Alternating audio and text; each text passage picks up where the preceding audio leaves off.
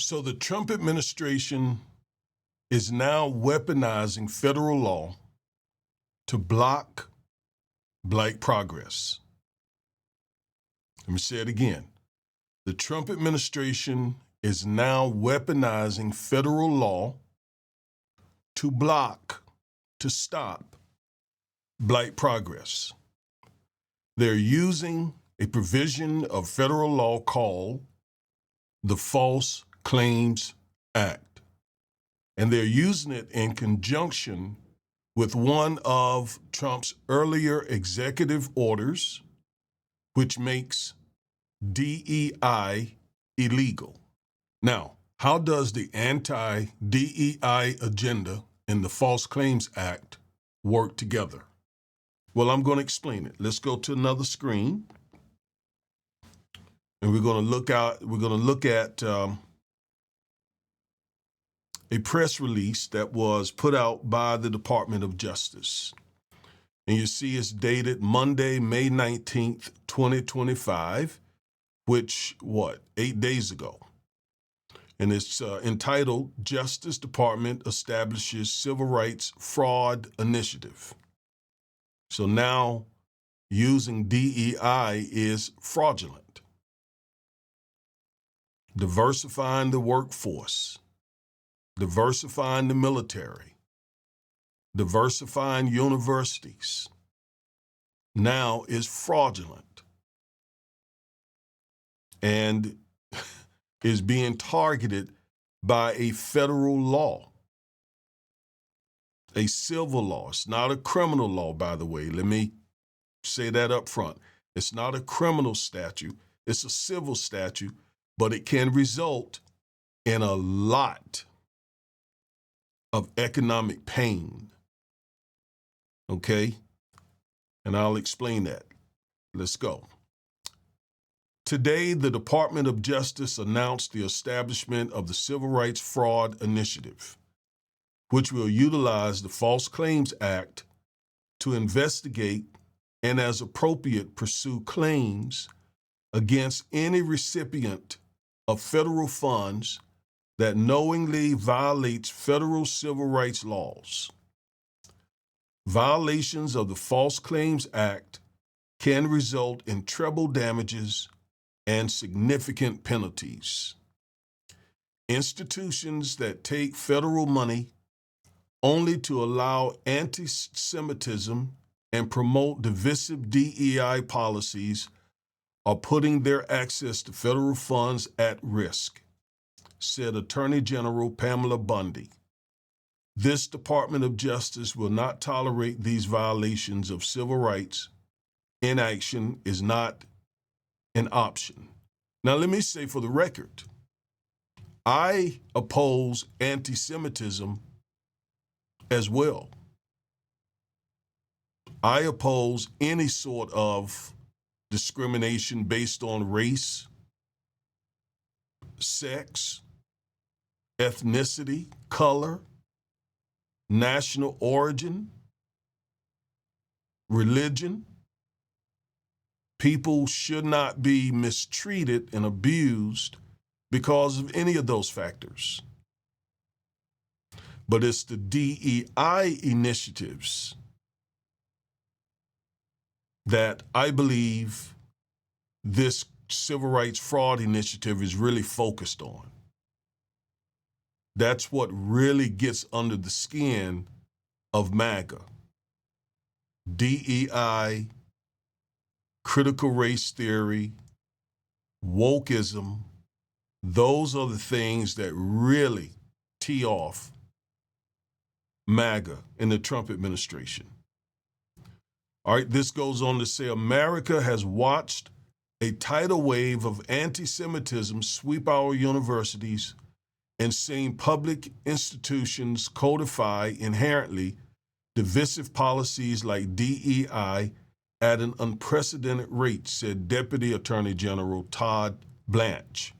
In advancing the initiative, the Department of Justice's Civil Fraud Section and Civil Rights Division will work in concert alongside other department components and government agencies to identify and root out instances in which recipients of the federal funds fail to uphold their basic obligations under federal civil rights law.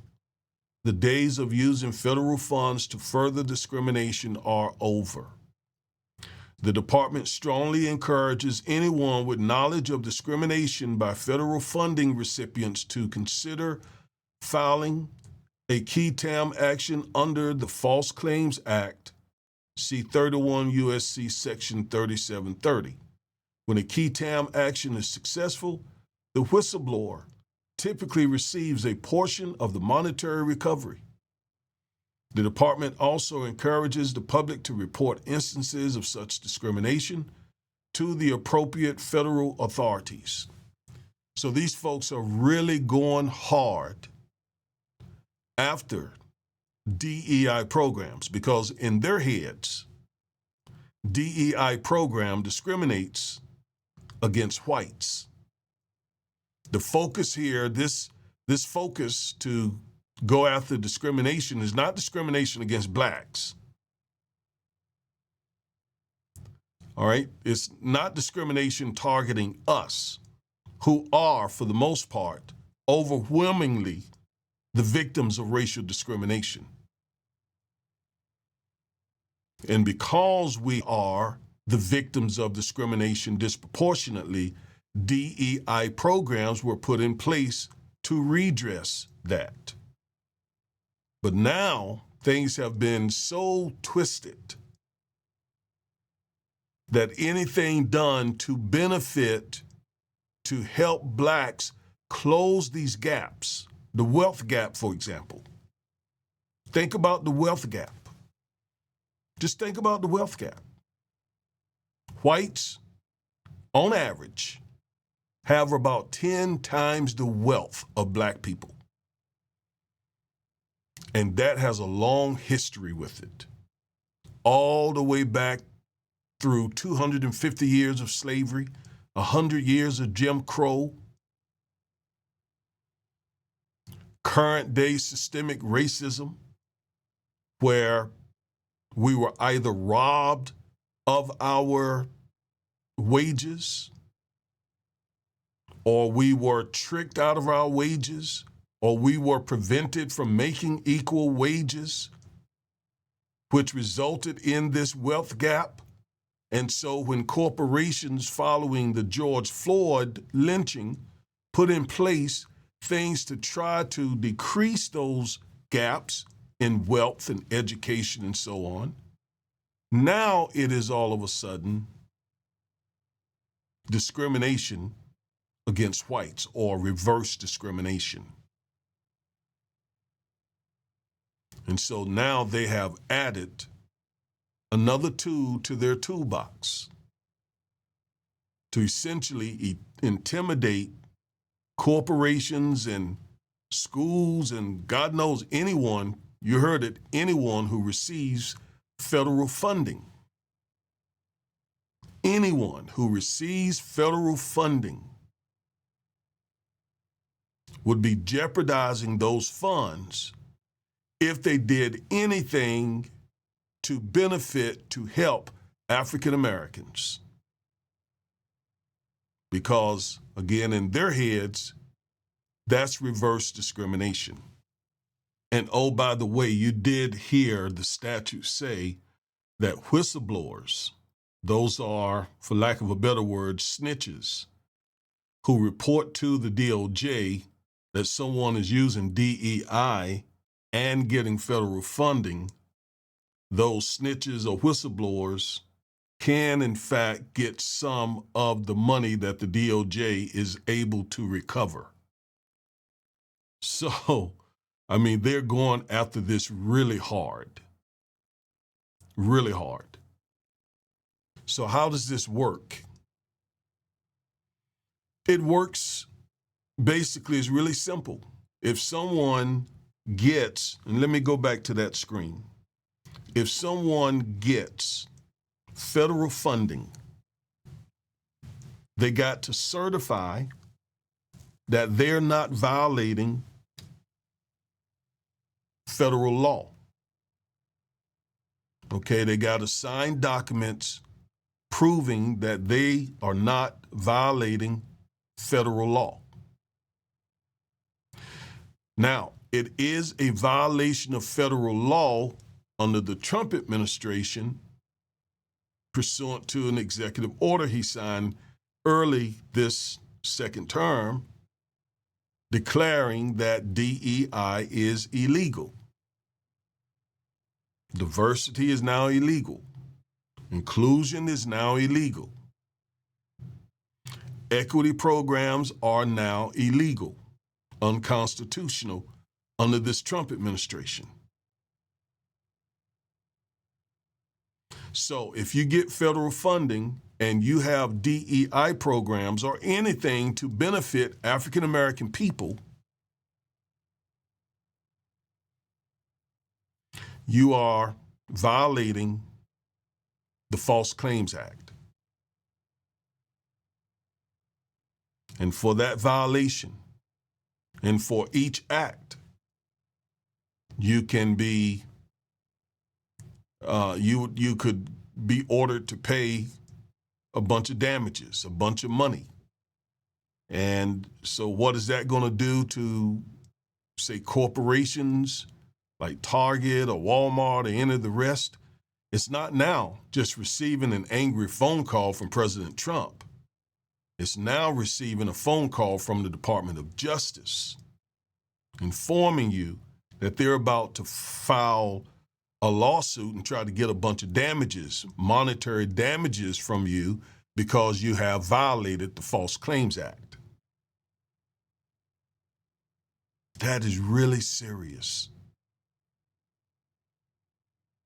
And if the violation in their minds, if it reaches a certain threshold, you know, if it's intentional or something like that, they could refer it on to the criminal division. So they're weaponizing and probably, you know, could criminalize using DEI programs to help a group of Americans who have been discriminated against for 400 years. That's what we're living under right now. That's what we're living under.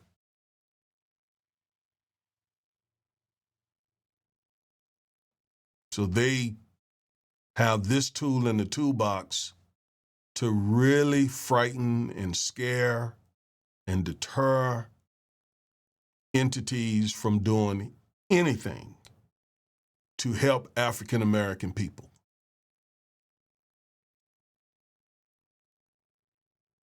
And that's really serious. And again, when you think about the fact that it could be for each act, all right? So again, it's really simple how this works. If an entity is receiving federal funding, that's the first requirement. An entity is receiving federal funding. They also have to certify that they're not violating some other federal law. And under the Trump administration, pursuant to the executive orders, DEI is now illegal. So if you're getting funding and you do the certification that you're not violating federal law, but you have some sort of DEI program, then they can come at you. So the risk now is not just getting an angry phone call from President Trump, it's getting an angry phone call from the DOJ. And what is that going to do? That's going to cause more and more and more entities out there to basically not do anything to redress 400 years of racial oppression in this country.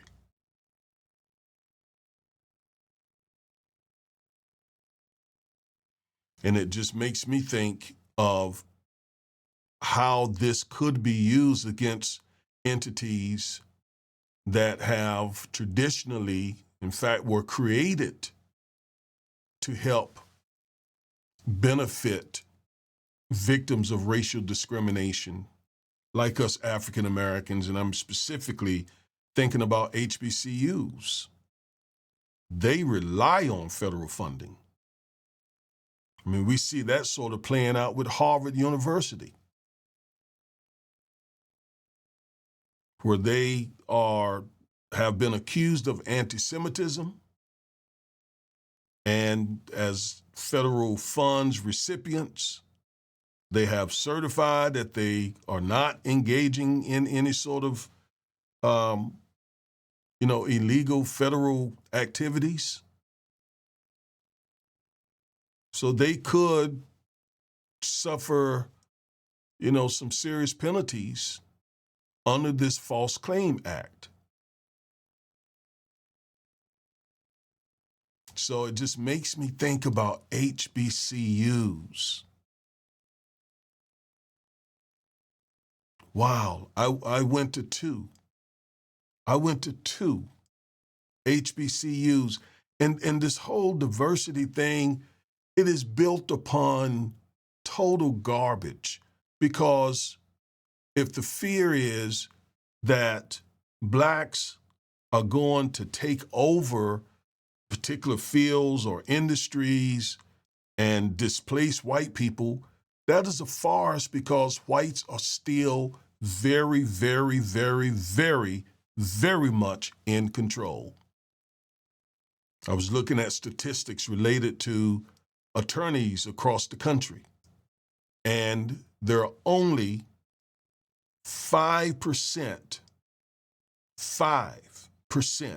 of the attorneys in this country are African Americans, although we make up about 14% of the population. The largest majority of racial type of attorneys in this country, white men. And that's true across the board.